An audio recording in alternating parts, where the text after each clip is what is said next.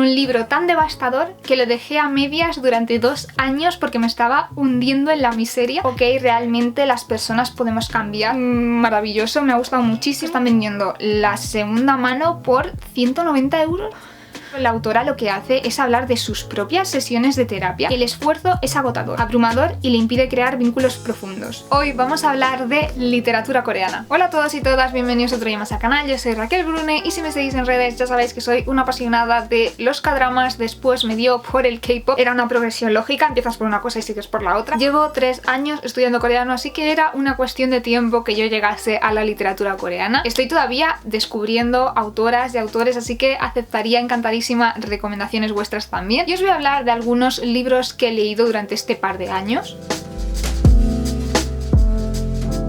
Creo que para muchísimas lectoras la primera aproximación que tenemos todas a la literatura coreana es el libro de Almendra, que es una novela muy popular de por sí, tanto en Corea como fuera, pero además siento que hay una influencia muy grande de Kim Nam-joon a la hora de recomendarnos este libro y que digamos...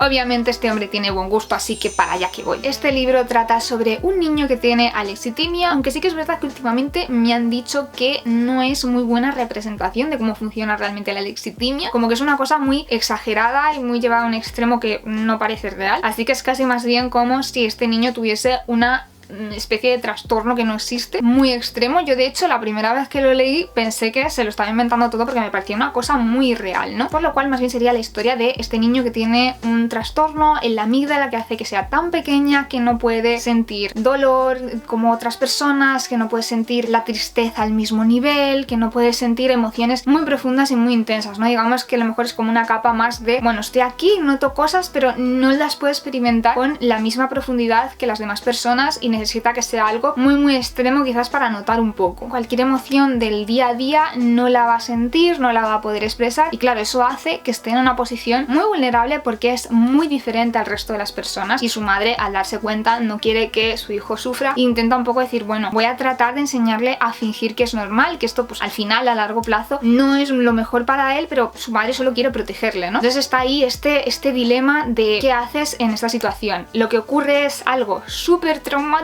en este libro a este niño que era lo que le faltaba y encima ni siquiera lo puede procesar como haría cualquier otra persona y se queda totalmente desamparado y vamos a ver cómo poco a poco se va abriendo a otras personas que aparecen en su entorno y el libro es un poco ver ese viaje del personaje. También de esta misma autora he leído El Impulso, que nos centra de nuevo en un único personaje y en su viaje. En este caso se trata de un hombre de mediana edad que está teniendo digamos una crisis existencial porque la vida a medida que ha ido probando cosas, tomando decisiones, intentando emprender un negocio, formar una familia, lo ha hecho todo un poco regular, ¿no? Digamos que la vida se le ha hecho bola al señor y al final se encuentra en una situación en la que siente que nada de lo que ha hecho sirve para nada, que ha echado a perder su vida y que ni siquiera puede culpar a nadie más, ¿no? Y tiene este momento de decir, bueno, ya está, voy a acabar con todo, no puedo más, y recibe una especie de señal de la vida que le dice, oye, ¿por qué no lo intentas otra vez? ¿Por qué no intentas cambiar aunque sea una pequeña cosa? Y se propone este viaje de cambiar su postura corporal y es algo que empieza a llamar la atención de la gente a su alrededor y poco a poco va desencadenando una serie de efectos mariposas, con lo cual de una cosa muy pequeña empieza a cambiar su vida de forma muy grande, pero realmente este libro nos plantea la pregunta de, ok, ¿realmente las personas podemos cambiar o son parches que ponemos a corto plazo y luego enseguida volvemos a ser lo que éramos antes? ¿O cómo de sostenible es un cambio? O sea, ¿cuánto puedes cambiar tú como persona y a largo plazo lo puedas mantener? Puedes cambiar un poco, puedes cambiar mucho y me ha parecido una temática muy interesante y sobre todo el hecho de que haya conseguido que yo me meta por completo en esta historia siendo una persona totalmente diferente a mí, con un contexto 100% distinto, es decir, estoy contigo, vale, estoy viviendo esta historia a tu lado. Me acabo de dar cuenta que he mentido de que Almendra no fue mi primera lectura de una autora coreana, sino que fue Kim Ji-yoon, nacida en 1982. Me he autoengañado, pero no, este libro lo leí antes, lo que pasa es que quizás fue antes de conocer un poquito mejor la cultura coreana, así que no lo hice tan consciente de que estaba leyendo a una autora coreana, sino que leí este libro más por su trasfondo de crítica social. Nos encontramos con una mujer que de repente pierde su voz, pero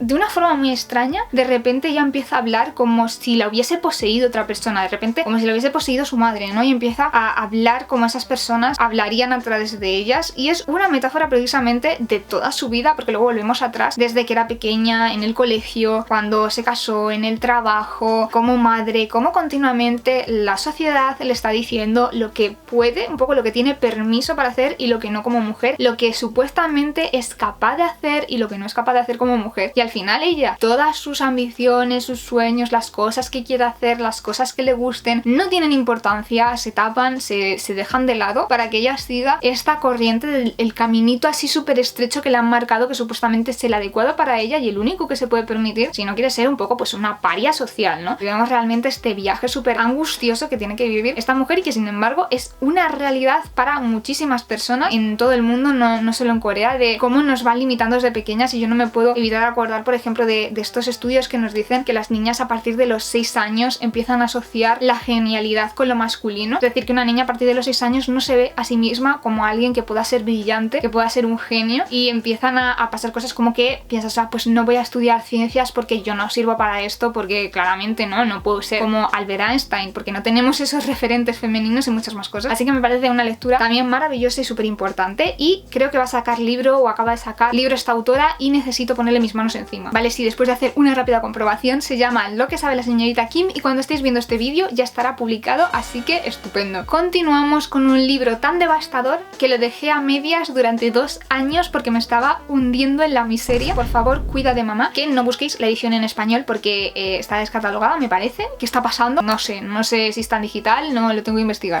Ok, ya lo he comprobado, no he encontrado edición digital y además es que están vendiendo la segunda mano por 190 euros. Que yo entiendo que tú lo puedes poner a 190 euros, pero ¿de verdad alguien va a pagar 190 euros? O sea, a mí me encantó el libro, pero... madre mía, así que desde aquí quiero hacer, está en inglés, eso sí, obviamente porque yo no tengo capacidad para leerlo en coreano. Petición desde aquí, por favor, a Grijalbo, si es que tiene todavía los derechos de este libro, que es la última editorial que lo publicó, para que por favor lo reediten. Por favor, es una maravilla de libro, te interese o no la cultura coreana. ¿Por qué? ¿Por qué? Necesito campaña. Imprimamos este libro otra vez. Este libro nos pone en la piel de unos hermanos que están viviendo la angustiosa y terrible experiencia de que su madre haya desaparecido. Va a visitarles a Seúl junto a su marido, están en la estación, mucho barullo, mucha gente, de repente le pierden la pista, encima estamos en pleno invierno y no hay ni rastro de esta mujer, se ponen a buscarla y en esta situación empezamos a revivir momentos, a ir hacia atrás y a ver un poco cómo era la relación de cada uno de estos hermanos con su madre, cómo muchos se habían alejado de ella, cómo esta mujer estaba casi olvidada en vida. Vamos viendo también sus experiencias de más joven, de cómo fue criar a sus hijos, y es un libro realmente duro en ese aspecto de decir, jope, esta mujer ha pasado por tanto para al final acabar un poco diluyéndose, desaparece en el sentido literal, pero tú ves como antes de llegar a ese punto, poco a poco su existencia también va volviéndose cada vez más irrelevante para las personas a su alrededor, y me parece tan injusto y tan terrible, y lo peor es que estas cosas pasan y a mí me suben una crisis existencial tremenda, pero también me parece que nos recuerda las cosas que son importantes, que a veces se nos olvidan, y es un poco también lo que le pasa a estos hermanos, se ven tan envueltos en el día a día y en cosas que no son importantes que se les olvida lo importante de verdad. Así que acabaré con la frase que digo siempre cuando acabo de hablar de este libro, que es llama a tu madre y le dices lo mismo que la quieres, por favor. Otro libro súper popular de la literatura coreana fuera de Corea, y de hecho no sé si he leído hace poco que era uno de los primeros o el primero que logró abrir esa barrera hacia lo internacional de la literatura coreana, y es La vegetariana de Han Kang, pero no es el libro que yo me he leído, así que no os voy a hablar de él, pero está en mi lista de pendientes. Sí que he leído otro libro de esta autora, La clase de griego, y por lo que he podido hablar con vosotras es quizás su libro más light. Los otros van un poco increciendo en cuanto a tratar temas duros. Creo que el más duro de todo, por lo que me habéis contado, es Actos humanos, pero oye, yo me alegro de haber empezado suave y desde ahí vamos subiendo. Y en este libro nos encontramos con dos personajes que se conocen en un momento de transición de su vida. Por un lado tenemos a una mujer que ya en el pasado le ha ocurrido esto, ¿no? Que es que pierde su voz y no es capaz de expresarse en su idioma natal, pero descubrió cuando le ocurrió un evento traumático en el pasado y perdió la capacidad de hablar en coreano, que aprendiendo otro idioma como que se volvía a desbloquear, se desbloqueaba. Es un poco raro, pero metafórico, ¿no? Como en casi todo en estos libros. Y de nuevo está en otro momento súper difícil, le ha vuelto a ocurrir, y lo único que piensa que puedo hacer para poderme expresar y recuperar mi voz es aprender griego, que es una lengua muerta con la que no tiene ninguna conexión emocional, es como algo totalmente nuevo. Y por otro lado tenemos al profesor de griego que está perdiendo la vista, que se ha mudado a Seúl, donde hacía mucho tiempo que no vivía, porque pasó su juventud en Alemania, está allí toda su familia, así que también está en una posición muy vulnerable. Y son dos personajes que se encuentran, que tienen un montón de dificultades para comunicarse, pero que de alguna manera hacen clic porque están un poco desamparados los dos en ese momento. Y es un libro además es precioso, cómo está escrito, no sé, muy delicado. Me ha gustado mucho esa forma de transmitir que tiene la autora, sensaciones y demás. Libro de estos atmosféricos y sensoriales y absorbentes. Hoy no sé hablar, pero bueno. Y de nuevo, muy recomendado si os interesa la literatura coreana. También os voy a recomendar un libro que yo no tenía expectativas, no sabía que me iba a encontrar. Es de los primeros libros que yo he dicho, voy a leerlo porque quiero leer más sobre literatura coreana, de decirlo, voy a hacerlo a propósito. Y pues no sabía que me iba a encontrar, y tengo que decir que estoy súper orgullosa, ¿vale?, de mi país por haber sido el que traduzca este libro. Yo no lo he encontrado, igual está, y es que yo no sé buscar, pero no lo he encontrado en inglés, no lo he encontrado en ningún otro idioma. Ha sido la editorial la que ha dicho, esto es un libro muy chulo y tenemos que traducirlo. De verdad, gracias, maravilloso, me ha gustado muchísimo. Es una recopilación de relatos de ciencia ficción que abarca un poco de todo, ¿vale? Te abarca desde viajes interplanetarios a modas virales de internet raras, así un poco a lo Black Mirror. Y lo que me ha gustado mucho de este libro es que nos pone en estas situaciones futuras, hace esta cosa clásica. El libro se llama Si podemos viajar a la velocidad de la luz, Raquel, importante decir cómo se llama el libro para que la gente lo pueda buscar. Lo interesante de este libro es que hace esto que hacía la ciencia ficción clásica, de ponernos en situaciones un poco dilemas morales, éticos, existenciales, de vale, va a surgir esta tecnología, o puede surgir esta tecnología, ¿cómo la enfrentaríamos? ¿Qué implicaciones tendría en el propio concepto del ser humano? Muy denso, pero aunque sean debates que parecen, como os digo, muy sesudos, para mí es un libro que se lee súper rápido si os gustan los relatos. Sí que es verdad que a mí me cuesta un poco más porque tienes que meterte en la historia y te sales muy pronto. Entonces para mí tienes que hacer más esfuerzo mental que en una novela, pero puede que para otras personas no, sino que sea todo lo contrario y sea más ligero. El caso es que además te pone en la piel de cómo afecta especialmente esto a personas marginalizadas, a personas que son de minorías étnicas, a personas que tienen algún tipo de problema de salud mental, etcétera, etcétera. Y me ha parecido maravilloso. O sea, ojalá esta autora escriba más, porque me ha encantado. Y el siguiente libro es bastante mood. Os voy a leer, de hecho, ahora una parte de la sinopsis porque creo que expresa muy bien uno de los males de estos tiempos y cómo creo que nos sentimos muchísimas personas y que esta autora ha sabido capturar muy bien. Es un libro de no ficción y se titula Quiero morir, pero también quiero comer tteokbokki, ¿vale? Para quienes no estéis muy puestos en gastronomía coreana, pues es esta pasta de arroz que se hace con picante. Entonces es como que es adictivo, pero pica mucho y lo pasas mal, porque pica, pero no puedes parar de comer. Pues exactamente eso es. Y sí, es que es un mood, ¿qué le voy a decir? Este libro, la autora lo que hace es hablar de sus propias sesiones de terapia y cómo ella llegó a un punto en el que nunca estaba bien, pero sentía que tampoco estaba fatal, de decir, jo, pues es que no sé si debería ir a terapia. Esta idea de que para ir a terapia tienes que estar súper mal, porque se comparaba con otras personas y dices, jope, pues no estoy tan mal, pero no estoy bien, ¿no? Entonces como, amiga, si no estás bien, sí, ve a terapia. Y esto es un poco lo que dice. Todo el tiempo está decaída, ansiosa y con la autoestima baja, pero también juzga mucho a los demás. Disimula muy bien sus sentimientos en el trabajo y frente a sus amistades, ya que se las ingenia para aparentar la calma y tranquilidad que le exige su estilo de vida. El esfuerzo es agotador, abrumador y le impide crear vínculos profundos. Esto no puede ser normal. Y sin embargo siento que hay tantísima gente que nos sentimos así de una forma u otra, que dices, vale, tengo que estar manteniendo un poco las apariencias porque realmente es que tampoco me puedo quejar y miro mi vida y digo, ¿qué derecho tengo a quejarme? Pero tampoco estás bien. O sea, de verdad me parece maravilloso el enfoque de decir, oye, vamos a normalizar que no, efectivamente, no es normal y algo está pasando. Ya no creo que tanto a nivel individual sino a nivel social, pero bueno, aquí ya me voy mucho por las ramas. El caso es que si todo esto que os estoy contando os resuena, todo esto de la sinopsis, decís, sí soy, os recomiendo muchísimo echarle un ojo al libro. Sobre todo porque no es un libro que siento que te vaya a cambiar la vida, pero sí que es muy sincero y no hay mucha gente que se atreva a contar las cosas que cuenta esta autora y a poner tu terapia y a poner tus miserias y tus puntos vulnerables ahí.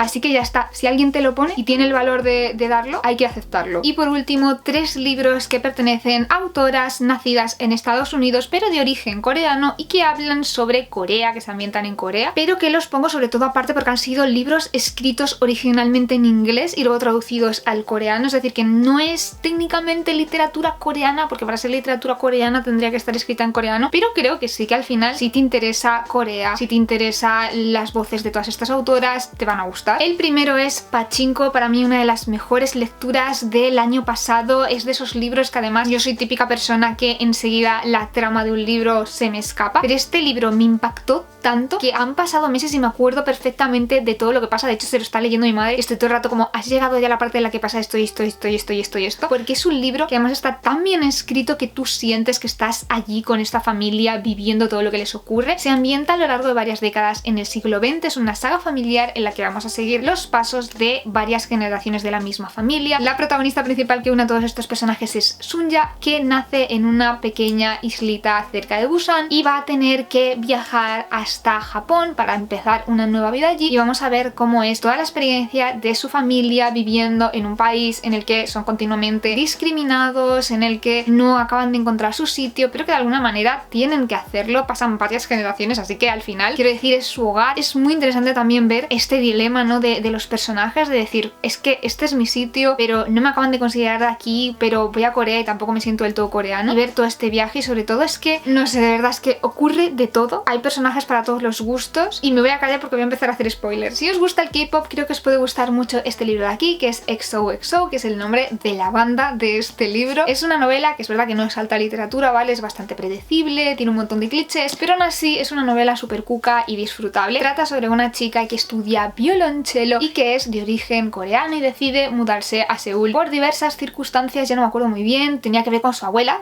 también. Bueno, total, se tienen que mudar a Seúl y estudiar allí el último curso, y da la casualidad de que un chico que conoció en Los Ángeles cuando todavía vivía allí es en realidad el miembro de una banda de K-pop que acaba de debutar y estudian en la misma escuela porque se especializan un poco en artes, en música y demás. Pues el resto os lo podéis imaginar, sinceramente, ni siquiera hace falta que leáis el libro para que sepáis por dónde va a ir y qué va a ocurrir, pero eso no quita para que lo podáis disfrutar un montón. Además hay un montón de referencias a comida coreana, a calles de Seúl, sitios de Seúl, cosas que van a hacer allí, te transporta un poco también a toda esta ambientación muy de K-drama. Y por último, La chica que se entregó al mar. Yo personalmente la trama de este libro, los personajes, no me han acabado de convencer cómo estaba construido todo, pero la ambientación y la mitología sí me ha gustado, entonces yo os dejo la información y decidid si os compensa, que a lo mejor de todas formas vosotros lo leéis y sí que os gusta toda la parte de la trama. Pero para mí, de nuevo, lo más destacado ha sido toda esa esencia de una especie de viaje de Chihiro, de una chica que se tiene que enfrentar a un mundo nuevo totalmente, pasa del mundo normal al mundo de los espíritus, con un montón de mitología coreana, y esto es para mí lo más interesante del libro. Trata sobre una chica que su cuñada va a ser ofrecida como sacrificio al dragón, que es el rey del mar, el dios del mar. Se interpone porque no quiere, ¿no?, que su hermano se quede sin